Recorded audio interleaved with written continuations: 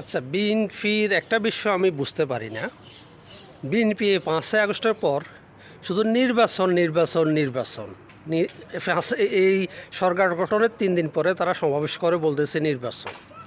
তারা আজ পর্যন্ত যেই ছাত্রদের কারণে এই স্বৈরাচার মুক্ত বাংলাদেশ হয়েছে, নতুন স্বাধীন বাংলাদেশ হয়েছে, তাদের চিকিৎসার ব্যাপারে কি করছে একটু বলবেন?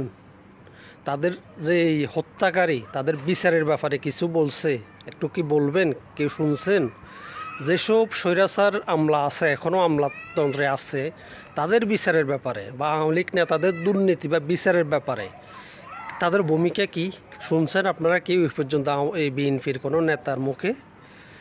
এবং ভারতের ব্যাপারে তারা আজ পর্যন্ত, এখন ভারত নির্বাচন চাইতেছে দ্রুত, ঠিক বিএনপির তাদের মানে মনে হচ্ছে সুর একই, তাল লয় সুর একই। বুঝলাম না, তলে তলে কি সমঝোতা হয়ে গেছে?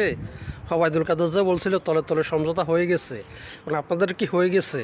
আসলে আপনারা ক্ষমতার জন্য আপনাদের যারা এই বিএনপির অনেক নেতাকর্মী নিহত হয়েছে না, তাদের কথা কি একবার বলেন? আপনারা তাদের হত্যার বিচার চাইতেছেন? আপনারা ইউনূস সাহেবের সাথে এতবার আপনারা দেখা করছেন, কখনো কি বলছেন যে এদের হত্যার বিচার করতে হবে?